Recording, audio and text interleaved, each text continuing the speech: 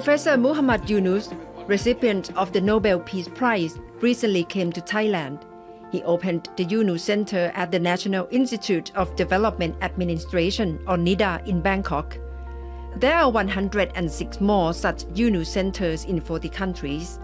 He wants to teach people in different ways to think about money. In a special conversation with Thai PBS World, he advised young people to use their good ideas to build businesses which help society. And this time you are in Thailand for the launch of new Yunus Centre in Thailand. How many Yunus Centre you have in Thailand and how do you feel about it? We have 3 Yunus Centres, including the new one in Thailand. But in total, globally, we have 106 Yunus Centres at different universities in 40 countries around the world. So the idea of Yunus Centre is to teach young people about the alternative way of looking at the economic framework. For example, we talk about the new kind of business methods, business format. The business that we teach in economics, in business schools, and everywhere is a business to maximize profit. That's the only business we know. If you don't want to be in a business world, then you have to be in charity. So we said, no, charity is not the only alternative. There's something in between charity and conventional profit maximizing business, which we call social business. It's a business to solve problem rather than make personal profit out of it. In one case, you have maximization of profit. In the case of the business, what we call social business, is a non-profit, non-dividend company. Company makes profit, but dividend is not shared by the shareholders. The profit is plowed back into the business, and the purpose of the business is to solve human problems. You mention always, and I can see you have passion and strong belief in human capacity and belief in entrepreneur. But in today's world, we believe in main education still tell young students that they have to believe in certificate degree. Do you think it's in the paradox between creating social business, social entrepreneur, but on the other hand, you still have to engage with university? We are facing massive problems in the world to the extent that our future is about to come to an end for human beings. So we may become extinct if we continue this path. So in the meantime, we have to find a new path for our survival on this planet and live with glory and success in this planet happily for all people here. So there we have to address all the issues that you mentioned about what kind of world that would be. So we discuss all these things, how to academic institutions can design themselves in introducing all these ideas to make it happen, how to address the problem of environmental issues. It's a very pressing issues. And all these 3 items that I mentioned, wealth concentration and unemployment and also climate change and all this, how to address that, because we have to address them and we have to take them seriously, not just casually talking about it and moving on with our life. For example, just to give one example, the waste creation, all the waste that we create every day.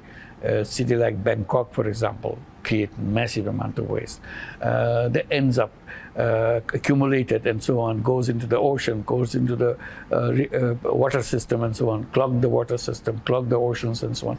Plastic waste, fashion waste, domestic waste, plus many other things. And this will be becoming double every year, and globally will be covered with waste, whole planet. So that's not the future we want. So how to control ourselves, make sure that we can overcome. So each individual, how to become part of the zero waste generation, that we will not create waste to kill ourselves. You have always promoted new idea to the world like microcredit, microfinance, and now you talk a lot about social business. Now you mentioned zero waste generation. How do you see the continuity of your own ideas in development, in the making? In the beginning, when I was doing microfinance, I was looking at the poverty, I was looking at the women, this is what their concentration was, and we were very excited. It worked very well.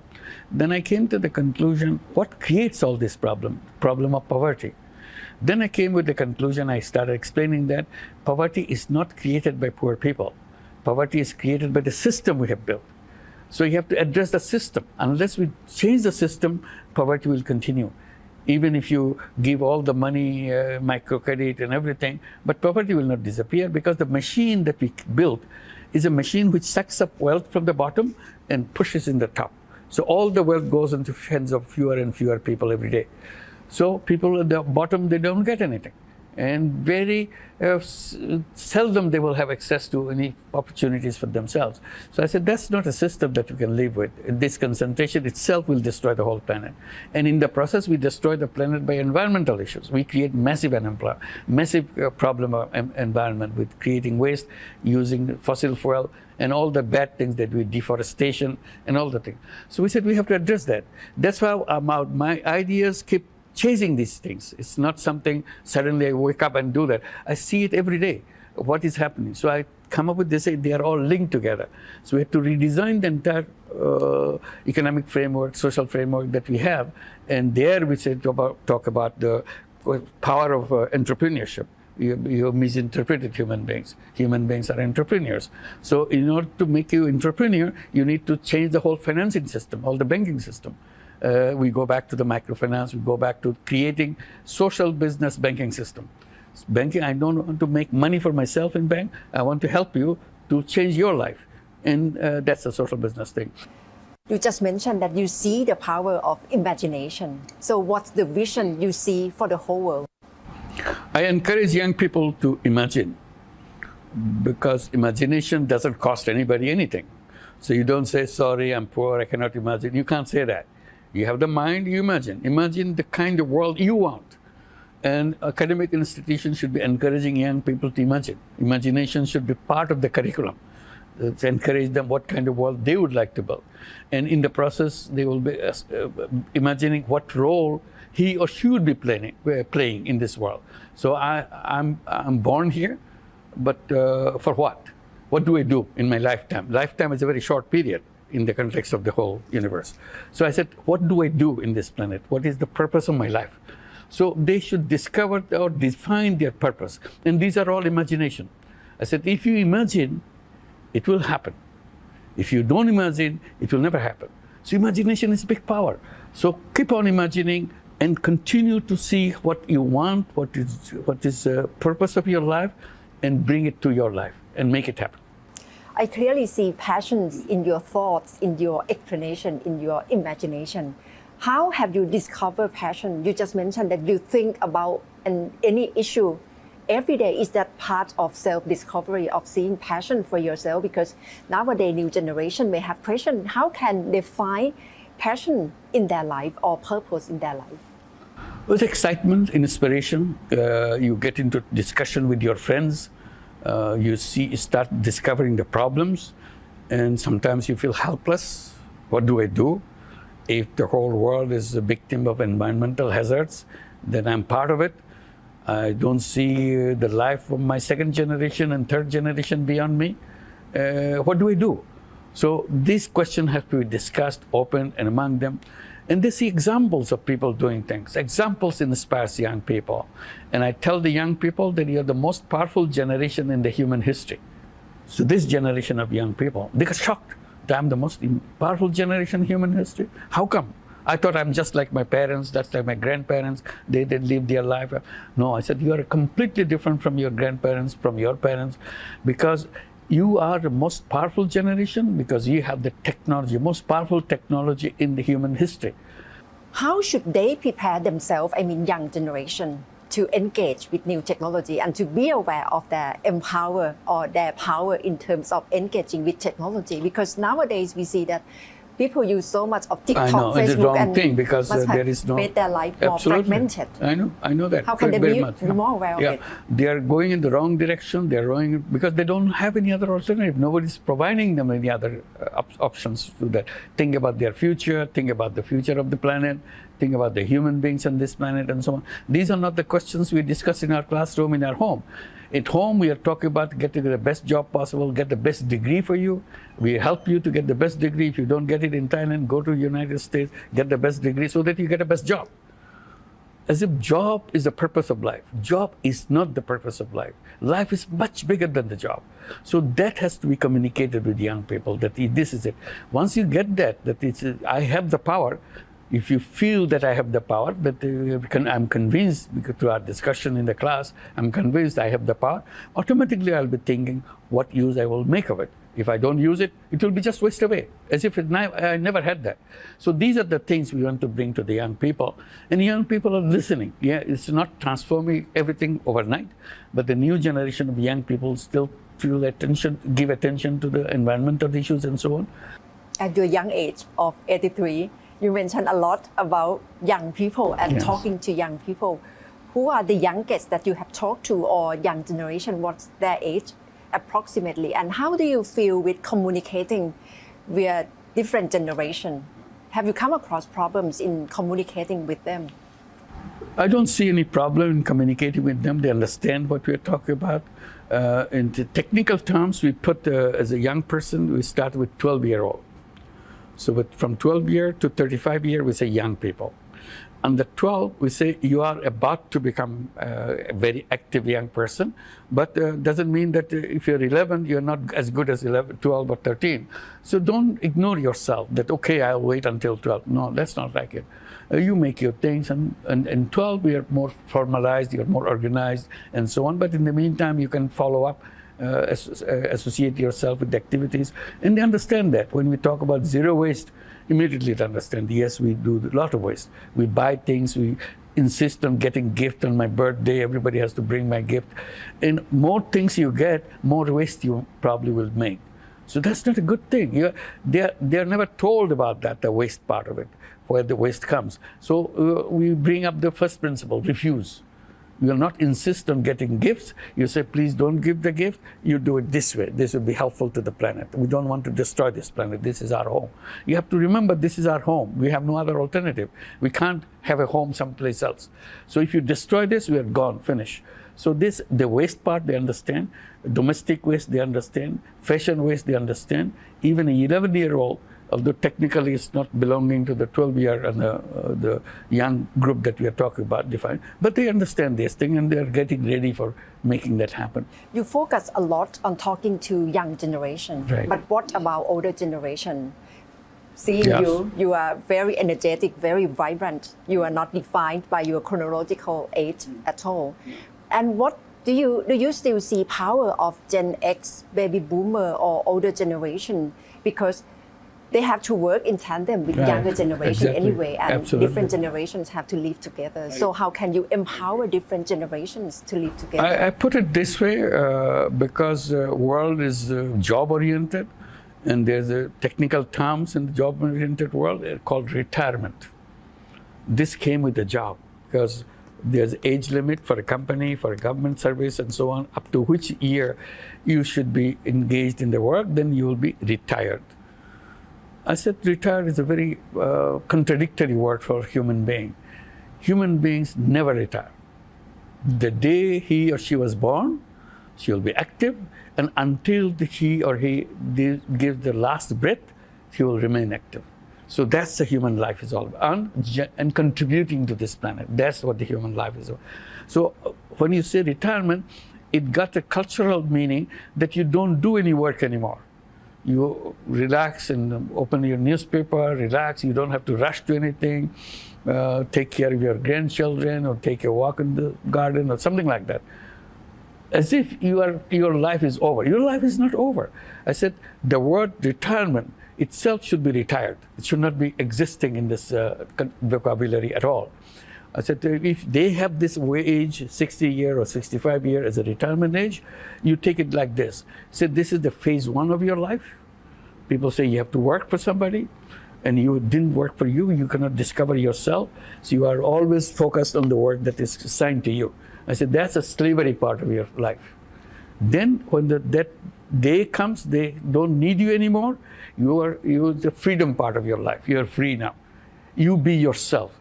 So this is phase 2 of your life, freedom phase of your life. Do everything that you always wish to do.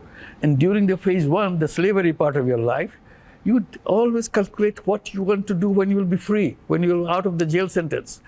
You'll be doing things for the world and prepare for that. The day you're free, jump into it and remain active in pursuing your dreams, whatever dreams you have accumulated over years, until the last breath. That's what it should be. In Thailand, we still having economic challenges, political challenges, inequality, and the government has to think about poverty alleviation. What do you like to recommend for the policy makers or new government of Thailand in terms of addressing this issue? This is what I've been answering all my life, trying to address those same issues about the poverty, about the environment, about the future of people, the bottom and so on, unemployment, drugs, and everything else. I said, this is all coming from the way we have designed the economic system. It's our own fault. If we had designed it for entrepreneurship, for example, this is one quick example, I said, we have designed it completely differently. Our education system would have been different. Today, we send our children to go to education to get a degree and get a job. Our thinking process will be changed. We send our children to discover himself and herself, what role he and she will play, and what kind of entrepreneurship that he or she would like to get involved with, and where the finance will come from. And as a parent, I'm not supposed to give the money so that she can start a business. That's not it. I'm here to guide her where to find the places to go and do the things they do. So their education system will be different. If you want to still keep the job orientation in the schools, there should be two streams of students. As they enter, they say which stream they will enter, job-seeking education or entrepreneurship education. So you decide on the way. And if you're in the middle, if you want to change your mind, you can switch from one to the other. But you decide at the beginning which gate you go enter the university. Then you follow it up. And if you are entering to the entrepreneurship door, then all the finances will be waiting for you. All they say, whenever you come with a business idea, come to us. We are waiting for you with money. And it's our job to make sure. And we change the whole banking system, financial system to address that so that every child, every young person can start a life with entrepreneurship. You encourage so much on personal power or power of individual. But on the other hand, we still see limiting factor or structure of the government or by economic or corporate structure, which probably limiting people's life. What should we see to it in order to address this kind of thinking? Yeah, essence is always the people, person, not the government, not the business structure. If a person, as I am, I'm trying to do things in my own way, I'll create the business in that fashion. I'm not slave to a particular structure. I will design my own structure. I have options of structures. Whether I create a profit maximizing business or I create a pharmaceutical company, make tons of money by creating a medicine, which I control, I'm a monopoly on that, and people have to buy it at any price because I am the only one who can give you the money. Or I said, I want to help people. So I create this social business pharmaceutical company to save the life of the people. So it's me, ultimately, it's not the structure. The structure I have to choose. So our job is to give the options of the structures and explain which one does what to the young people so that they can make a choice for that. So these are the directions that people will have to come. And for the government, for example, I said, I am the government. I don't see government somewhere else. Because I decide who should be the government. If you have a democratic system in life, then we decide. So ultimately, I am the one who is deciding the shape of the government, who are the people that I choose, so that they believe in what I believe. We share, that's why we vote for them. So this is how the process goes. And why government has to do things. I feel that government's role is to inspire people to do things, rather than they go and start a business here, started doing there. They are the one who will be total inspiration will come from them, so that the young people, business people, everybody will be inspired. They will be given the guidance. They see the broad picture. Individuals don't see the broad picture. They have the broad picture. They said, well, this is where everybody has to join hands to get this done. In fighting for your life mission, you must have faced so much difficulties, challenges, and criticisms. How do you deal with it? I would say this is part of your work. Since you do things differently, people will be suspicious. You have some ultimate objective. Maybe you want to become a politician. That's why you're doing things, saying things, nice things. When you get to the power, you'll make money for yourself. So people become suspicious of that. So they will may criticize because they will interpret it wrongly, Or past experience showed that people say good things, then they finally do bad things. So you're suspicious right from the beginning, whatever you say. So that's how you attract all the criticism and so on. This is one. Number two is people are used to the old way of thinking. The moment you do something different, they always become suspicious, or you say you are leading people in the wrong direction. So they are criticizing it and so on. Or they don't have enough information of what you're doing. So with the lack of information, they will criticize. So I would say you should not be detracted by the criticism. Criticism you may use it for your own benefit. Improve your thing, that people see it this way. You may clarify it, present it in a better light so that people see that's your thing. And repeatedly when it happens, people say, now I understand what you're doing. In the beginning, I didn't understand. Now I understand. So gradually it will happen. But it will never have an occasion when you are absolutely criticism-free. It doesn't happen. People will always find something suspicious, something misinterpretation and so on. This is part of life. You have to move to, as long as you believe what you're doing is right, you keep on. Don't stop. Don't slow down. I am just about to ask you whether you plan to stop at all at this age, or you plan to carry on working, pursuing your mission. And what's the next phase? What's your next aim in life? Well, I'll continue as I could, as long as I can do that. As I said, human spirit, human life doesn't stop until the last breath. Their creativity doesn't stop until the last breath. It's not about the good health and so on. You may be in poor health. Still, if your mind is working, you continue and do that and to do that. So issues emerges, new ideas keep coming. So how to integrate all those ideas that you have done. You have some seen in the wrong direction and you made a wrong conclusion. You come back and correct it because this was, I've seen it from wrong angle. I saw it wrong thing. Now I'm correcting it. So correcting things and improving things is the mission that you go through. Just because you did it once doesn't mean that it will hold good for all time to come. You may improve, you may change, you may redesign. Continue to, and the new generation is coming, and inspire them how you have gone through, so that they can follow, learn from your way of doing things, so that they can discover their own thing. Not actually copying you, but they are getting the process by which you got to it. So the process is the most important thing for them, and then see that they have learned a lot because through your own experiences, you shared the experiences with them. And that's the way, gradually, step by step, you come to create the world that you want. So I tell the young people, look, planet is a spaceship. It's floating in the space, just a huge, big spaceship.